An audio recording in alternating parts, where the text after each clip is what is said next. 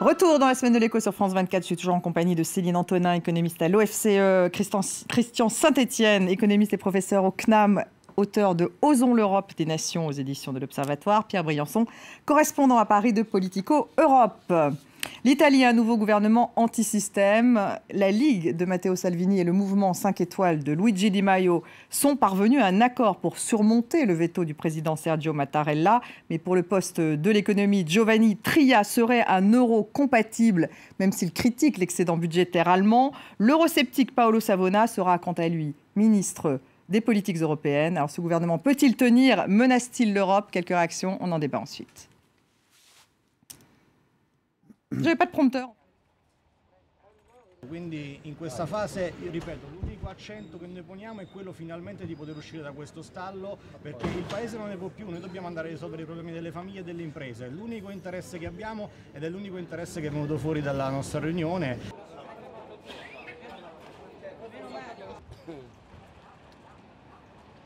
On a un petit problème de son, me semble-t-il. Bon, on va démarrer justement sans ces réactions.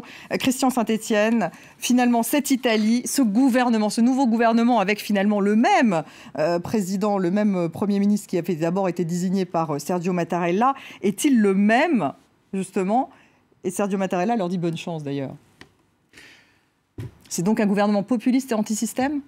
Alors, c'est un gouvernement populiste. Les deux principales mesures populistes qui sont envisagées, c'est d'une part un durcissement extrêmement fort de la législation contre les migrants, avec une demande de la Ligue, qui n'est plus la Ligue du Nord, de renvoi jusqu'à un demi-million d'immigrants dans leur pays d'origine.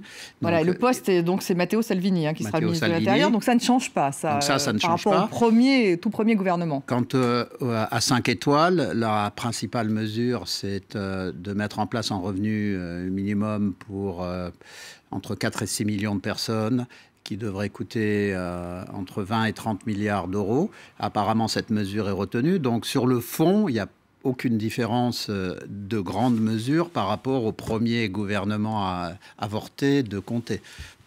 C'est le même, en plus c'est le même Premier ministre, puisque c'est Giovanni Conte donc, qui a été renommé. On ne va pas trop compter sur lui, je pense que ce n'est pas lui qui va faire la politique. Il a dans son gouvernement les deux chefs de parti qui ont déterminé le programme, qui ont choisi des ministres en fait à sa place. Donc oublions le Premier ministre parce que je pense qu'il va pas... Il va être porte-parole. On peut oublier son nom pendant quelques temps, ouais. Céline Antonin, est-ce que les Européens, justement, demandent, eux, une sorte de... Enfin, ils veulent renégocier les traités européens. Donc là, on va rentrer dans une partie de bras de fer avec l'Italie ?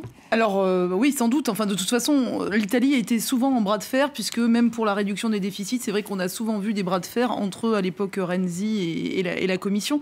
Mais ça va sans doute s'amplifier. Alors, ce qui se passe, c'est que l'Italie, alors les mesures sont peu ou prou ce qui avait été annoncé par le premier gouvernement avorté, c'est-à-dire 100 milliards d'euros, en fait, de nouvelles mesures, à la fois sur la hausse de la fiscalité, sur la baisse de la fiscalité et la hausse des dépenses publiques, c'est-à-dire 5 points de PIB. Et avec ça, on est largement au-dessus des 3% de déficit. Mais donc on se demande s'ils vont dans les règles budgétaires.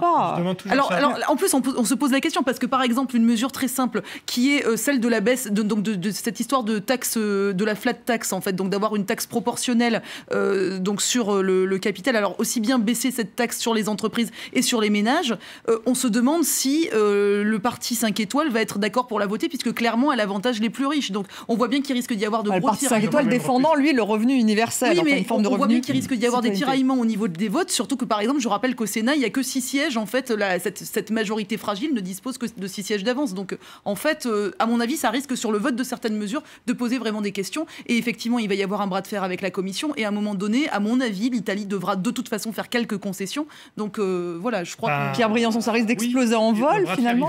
Il y a le bras de fer qui va se produire en octobre quand ils vont présenter le budget. Jusqu'à présent, on va tous se bercer soit d'illusions en disant « ils le feront jamais ». On se dit toujours ça sur les gouvernements populistes. Le problème des populistes, qu'il ne faut jamais oublier, c'est qu'ils se prennent au sérieux. Il n'y a qu'à voir Donald Trump. Trump, les Brexiteurs au Royaume-Uni, ils se prennent au sérieux, ils croient qu'ils sont là pour implémenter leur programme. Donc ils vont le faire.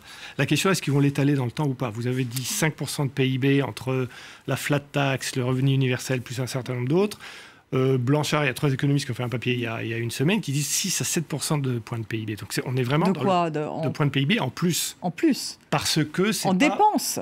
On dépense. En déficit. En dépense ou en moindre recette. En déficit, puisqu'ils ont décidé aussi parallèlement de ne pas énorme, financer ça et de diminuer. Oui, c'est un doublement au minimum du d'annuler la réforme sur la retraite, enfin un certain nombre de choses qui vont diminuer les recettes. Donc ça, en octobre, bras de fer avec la Commission, et là, savoir effectivement qu'est-ce qui se passe. Et là, on se retrouve embringué dans les questions sur la dette, sauvetage éventuel, intervention des...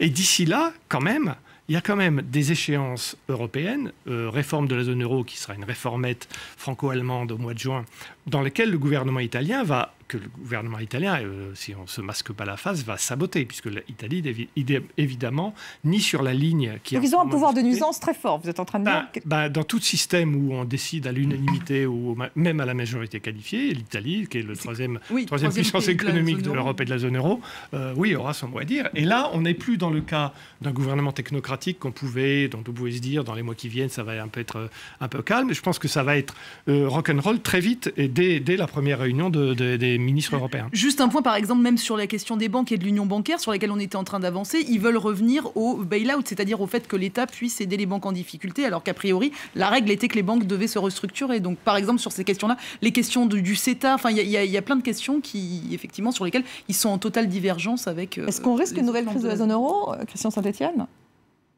C'est une question très grave. Sur l'Italie... Est-ce qu'on risque ou pas ? D'abord, il y a quand même une anticipation de beaucoup de personnes qui regardent la question italienne, qu'on ait une répétition de ce qui s'est passé en Grèce. Parce que quand Tsipras est arrivé, il a dit « je vais tout casser », et puis il est devenu la meilleure courroie de transmission de ce que demandait la Troïka, qui était constituée de la Commission européenne, l'Italie étant beaucoup plus... la Grèce étant beaucoup plus petite. Non, mais elle était plus petite, mais la révolte des Grecs, elle était bien plus grande que celle des Italiens. Et quand on regarde la situation italienne, je reviens à ce que je disais tout à l'heure, la mesure phare pour 5 étoiles, c'est le revenu dit universel, qui en fait ne l'est pas, puisqu'il est conditionné.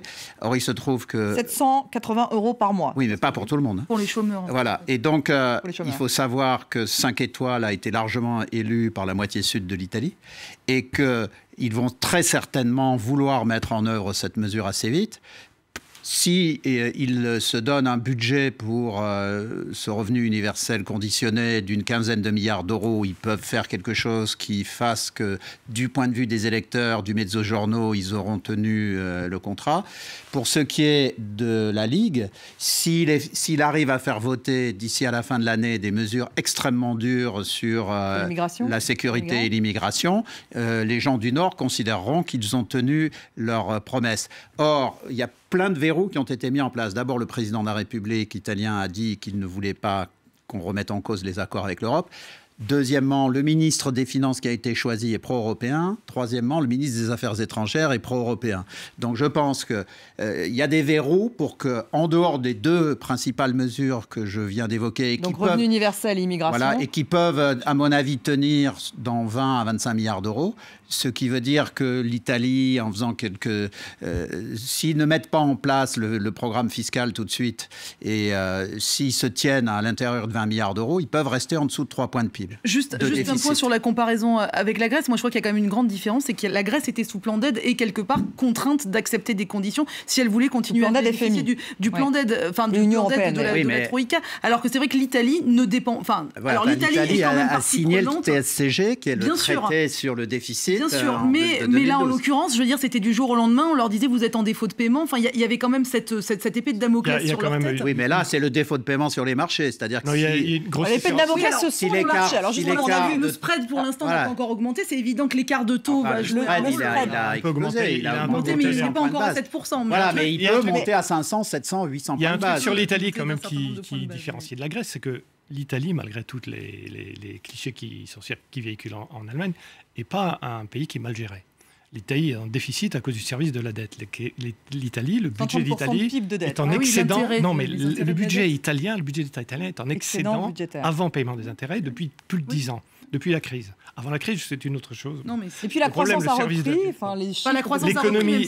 L'économie italienne ne croît pas assez vite. les exportations italiennes marchent bien. Le pays a un excédent de la balance des paiements courants de 3,5%. On aimerait bien avoir en France. Mais mieux géré sur le plan budgétaire, un excédent Ils ont quand même des industries. Il y a moins de qui fonctionnent. déficit qu'au niveau c'est pas bon. Une dette. Mais ça risque d'être sapé par les marchés financiers. Alors, pour faire un comme peu Christian simple. le disait, il y a le système italien secrète ses propres contre-pouvoirs. Il y a ceux qu'il a indiqués, ceux que vous avez indiqués, qui est le Sénat. Il y a deux articles de la Constitution qui imposent d'une part un équilibre budgétaire, d'autre part une dette soutenable à long terme, donc ça aussi. Et puis il y a le pouvoir du président qui est de dire, enfin, est-ce que les deux parties décideront effectivement d'étaler dans le temps ou de faire en sorte que Donc là, on va être dans une espèce de négociation politique pour le voir... paradoxe du vote italien, c'est que l'opinion italienne, on le voit au fil des sondages depuis plusieurs années, est de plus en plus favorable à l'euro et a quand même élu un gouvernement qui disait... D'ailleurs, la raison pour laquelle ils ont enlevé les références à l'euro de la campagne, c'est précisément pour tenir compte de ça. Oui, non, mais je suis d'accord. Et puis l'Italie, les Italiens ont envie de rester dans la zone euro. Et de toute façon, donc ça, ce sont les derniers sondages qui l'ont montré qu'effectivement, la majorité des Italiens voulaient rester dans la zone euro. Oui, et puis c'est de toute façon depuis le départ. Enfin, les Italiens n'ont jamais été opposés. Même les Grecs, mais disons qu'en Grèce, la question a été quand même, c'est davantage posée qu'en Italie, où la question ne se pose pas. Et donc, les Italiens vont de toute façon, à mon avis, ce gouvernement va devoir faire un certain nombre de concessions parce qu'effectivement, le risque, c'est l'insoutenabilité de la dette, mais on n'en est pas encore là. Et comme vous le disiez, de toute façon, on a un excédent primaire. Il y a aussi en la question Italie, de ce que l'Europe devrait faire quand même, parce que l'Europe a aussi des choses à faire vis-à-vis de l'Italie qu'elle n'a pas fait depuis des années. En dehors d'être le gendarme. L'immigration, c'est quand même... on marche sur la tête puisqu'on les a laissés tout seuls dans leur coin. Distinguer dans les applications éventuelles de règles budgétaires on a été très souple et très sympa avec la France. On a été très sympa avec la France et l'Allemagne il y a 10 ans. Donc on devrait être plus souple avec les Italiens. On peut se permettre d'accorder aux Italiens un peu de temps pour retrouver le chemin de la croissance et de la décroissance de la dette. Oui, on peut. Surtout qu'il y a eu un certain nombre très rapidement. Ici, on surreprésente les problèmes à propos de la zone euro et les déclarations sur l'euro. Mais en Italie, ce qui a motivé les électeurs pour porter au pouvoir cette alliance étrange, qui est faite de contradictions, c'est vraiment l'immigration. Ils ont reçu 750 000 migrants en 18 mois. Contrairement à l'Allemagne, il n'y avait pas eu un appel d'air de la part des gouvernements. Eux, les Italiens n'en voulaient pas. La réaction sur le terrain est extrêmement violente. Donc s'ils prennent des mesures, encore une fois, sur le revenu dit universel, mais qui va être calibré pour surtout être versé dans le Mezzogiorno, et s'ils prennent des mesures très fortes sur l'immigration, ils vont pouvoir probablement mettre de l'eau dans leur vin pour ce qui est du reste. Il faudra qu'ils mettent de l'eau dans leur vin, en tout cas, pour que cette coalition, cette alliance fonctionne. Merci à tous les trois. Merci à vous de nous avoir suivis et restez avec nous sur France 24.